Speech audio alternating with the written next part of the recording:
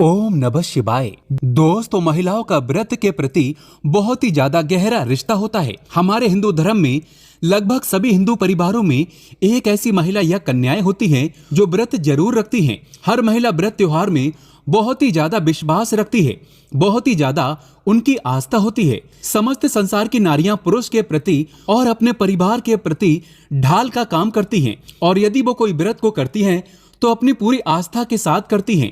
कुछ स्त्रियां ऐसी होती हैं जो अपना नतमस्तक ईश्वर के समीप रख देती हैं और भक्ति भाव पूरी श्रद्धा के साथ करती हैं। और जब भी हम कोई व्रत शुरू करते हैं तो हम यही चाहते हैं कि हमारा जो व्रत है वो अखंड रहे और पूर्ण और सफल रहे और किसी भी तरह की रुकावट उसमें ना आए। लेकिन जैसा कि हम सभी जानते हैं कि महिलाओं के साथ महीने में एक बार वो 5 दिन जो होते हैं वो व्रत नहीं रख सकती, पूजा पाठ नहीं कर सकती, यहाँ तक कि वो पेड़ पौधों में पानी भी नहीं डाल सकती। प्रकृति का ये एक नियम है जो सभी महिलाओं के साथ होता है। दोस्तों, आज के इस वीडियो में मैं आपको बताऊंगा कि उन दिनों आपको क्या वो खास सावधानियां रखनी चाहिए जो महिलाओं को महामारी में, जिसे हम पीरियड्स कहते हैं, मासिक धर्म कहते हैं, हमें क्या वो सावधानी रखनी चाहिए व्रत करने के लिहाज से, क्या हमें व्रत करने चाहिए। देखिए दोस्तों, व्रत अगर हमने शुरू किए हुए हैं तो क्या हम व्रत को बीच में छोड़ दें या फिर हम उपवास रखें। अगर कोई व्रत या त्योहार बीच में पड़ गए और बीच में हमारा मासिक धर्म आता है तो हमें क्या करना चाहिए।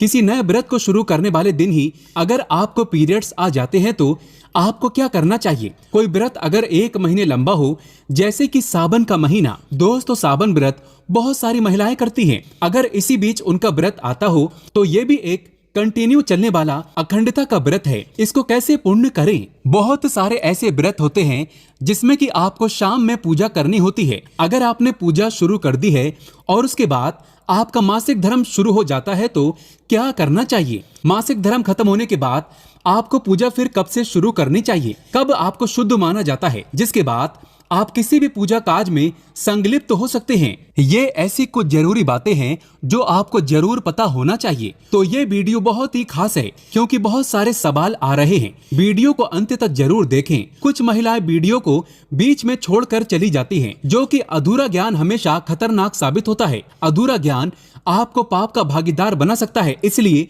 ज्ञान को बीच में छोड़कर नहीं जाना चाहिए। आज का वीडियो बहुत ही सुंदर है, एक लाइक जरूर करें और हमारे चैनल को भी सब्सक्राइब करें। अगर आप भगवान शिव की कृपा अपने जीवन में प्राप्त करना चाहते हैं तो कमेंट बॉक्स में सच्चे दिल से लिखें हर हर महादेव, ओम नमः शिवाय।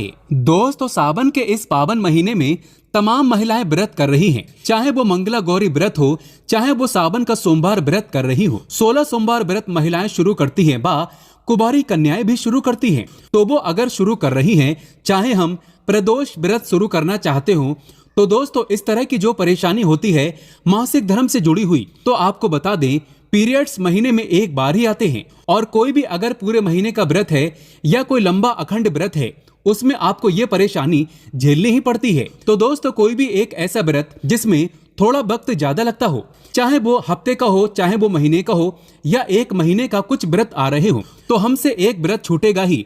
तो ऐसे में हमें इन बातों का जरूर ध्यान देना है जो इस वीडियो में मैं आपको बताने वाला हूं, कि आप अपने व्रत की जिस मनोकामना से आपने उस व्रत को शुरू किया है उसका पुण्य फल आपको मिले और कोई शंका आपके मन में उस व्रत को लेकर ना रहे। दोस्तों, आपको बता दें, आपको सबसे पहले कि अगर आप किसी व्रत को शुरू कर लेते हैं, जैसे सुबह आपने सावन सोमवार का व्रत शुरू किया और आपको पूजा के बाद पीरियड्स आ जाता है, तो आपको क्या करना है, आपको उपवास में रहना चाहिए। तो ऐसे में आपको शाम की पूजा नहीं करनी चाहिए। व्रत का पूरा फल आपको मिलेगा क्योंकि आपने सुबह संकल्प लेकर व्रत की शुरुआत कर दी थी। अगर आप सावन में 16 सोमवार का व्रत करते हैं तो अगर बीच में पीरियड्स महामारी आपकी आ जाती है तो क्या करना होगा।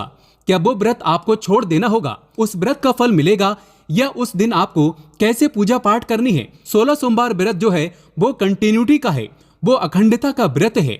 आपको लगातार 16 सोमवार व्रत रखना है। ऐसे में बीच में पीरियड्स भी आएंगे आपके, तो आपको वो व्रत करना है। उस व्रत को टूटने नहीं देना होता है, चाहे कुछ भी हो जाए।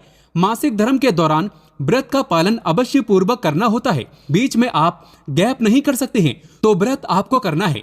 आप चाहे अगर घर में आपके पति हैं, अगर आप सुहागिन महिला हैं, शादीशुदा हैं, तो आपके पति से आप पूजा पाठ करवा सकती हैं। अगर कोई बच्चा बड़ा है तो आप बच्चे से पूजा पाठ करवा सकती हैं, कथा भी सुन सकती हैं। लेकिन आपको उस पूजा में संलिप्त नहीं होना है, आपको उपवास में रहना है। और ऐसे हम मानसिक पूजा करते हैं। इसके पीछे भी एक कहानी है जो मैं आपको बताऊंगा।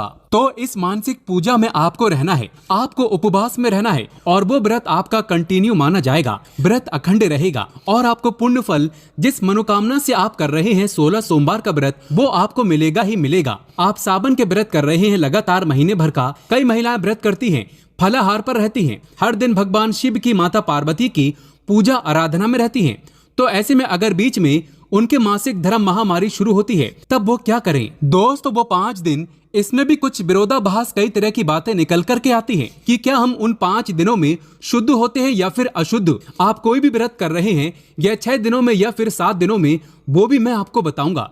लेकिन आपको उन दिनों, जिन दिनों आपका पीरियड्स चल रहा है, उस समय आपको मंदिर नहीं जाना है, घर में भी पूजा नहीं करनी है और भगवान को छूना भी नहीं है। लेकिन आप उपवास में रहेंगे, आप मानसिक व्रत में रहेंगे, आप मन ही मन भगवान भोलेनाथ का, माता पार्वती का सुमिरन जरूर करते रहें। व्रत आपका ऐसे भी पुण्य माना जाएगा, व्रत खंडित नहीं होता है। दोस्तों, मासिक धर्म में जो आपके वस्त्र होते हैं तो वो मैले हो जाते हैं, आप पवित्र हो जाते हैं। इसी कारण पूजा पाठ करने के लिए, ईश्वर को छूने के लिए सख्त से सख्त मना किया जाता है। जरा सोचिए, जब आपके कपड़े गंदे होंगे तब आप पूजा करेंगे? बिल्कुल भी नहीं, घोर पाप लगेगा। पूजा पाठ करने के लिए आप अपने साफ वस्त्र ढूंढते हैं जो धुले होते हैं, जो मैले नहीं होते। इसलिए जब आपको मासिक धर्म पीड़ा होगी तब आपके सभी वस्त्र मैले हो जाते हैं और आप उस वक्त पीड़ा में होते हैं। इसलिए मंदिर जाना, धार्मिक यात्राएं करना सख्त से सख्त मना किया जाता है। दोस्तों, मासिक धर्म के दौरान कभी किसी दूसरे व्यक्ति के घर में नहीं जाना चाहिए। इससे उस व्यक्ति का घर अपवित्र हो सकता है, नकारात्मकता उस घर में आ सकती है। ऐसी अवस्था पर घर पर ही रहें तो ज्यादा अच्छा है। लेकिन इस भाग दौड़ भरी जिंदगी में मासिक धर्म को भी छोटा कर दिया गया है, यानी इग्नोर कर दिया गया है, जो कि गलत माना जाता है। दोस्तों, यदि मान लीजिए नवरात्रों के 9 दिनों के बीच में आपको मासिक धर्म आ जाए, तब आप क्या करेंगी? दोस्तों, ऐसे में आपको व्रत नहीं तोड़ना चाहिए। व्रत तोड़ने से उल्टा घोर पाप लगता है। बल्कि मासिक धर्म में तो मन ही मन में ईश्वर की पूजा आराधना करनी चाहिए। आपको पूजा पाठ का फल उतना ही प्राप्त होता है जितना आप अन्य दिनों प्राप्त करते हैं, बल्कि उससे कई गुना प्राप्त होता है, क्योंकि ये मन की पूजा होती है। मन की पूजा सर्वश्रेष्ठ और मंगलकारी मानी जाती है, अत्यंत श्रेष्ठ मानी जाती है। दोस्तों, अगर मान लीजिए आपको मासिक धर्म 4 दिन का आता है, तो आप 5वें दिन स्नान करेंगे और 6ठे दिन भगवान की मूर्ति आदि छू सकते हैं। आप कोई भी कार्य कर सकते हैं। यदि 5वें दिन ऐसा होता है तो आप 7वें दिन भगवान की मूर्ति आदि को छुएं और पेड़ पौधों में जल भी डाल सकते हैं। मासिक धर्म के दौरान पेड़ पौधों में पानी नहीं डाला जाता, इससे पेड़ सूख जाते हैं। अचार भी नहीं छुआ जाता, अचार खराब हो जाता है। यदि आपको लगता है आपके छूने से अचार सही है पर खा सकते हैं, लेकिन वो दूषित हो चुका है, इससे आप अंदर ही अंदर बीमार पड़ सकते हैं। इसलिए नियम तो मानना ही जरूरी है। हमारे ऋषि मुनि बताते हैं, शास्त्रों में इसका उल्लेख भी पाया गया है कि जो व्यक्ति सच्चे हृदय से मन ही मन में ईश्वर की पूजा करता है, उन्हें मानता है, तो ऐसे व्यक्ति को सिद्धि की प्राप्ति जल्दी होती है। मन की साधना अन्य साधना से सर्वप्रिय है। दोस्तों, मन की साधना से आपको भगवान के साक्षात दर्शन भी होते हैं, परंतु अन्य साधना की अपेक्षा मन की साधना से अपितु ईश्वर से आप बातें भी कर सकते हैं। मन की साधना से आप उनके पांव से लेकर के सर तक के भाग को देख सकते हैं, ईश्वर का साक्षात स्वरूप देख सकते हैं। लेकिन पर शर्त यह है कि आपकी भक्ति आराधना सच्ची होनी चाहिए। तो अगर आप महादेव की कृपा प्राप्त करना चाहते हैं और उन्हें अपने घर पर बुलाना चाहते हैं, तो कमेंट बॉक्स में लिखें, भगवान शिव आपका स्वागत है हमारे घर में। हर हर महादेव, ओम नमः शिवाय। एक लाइक जरूर करें।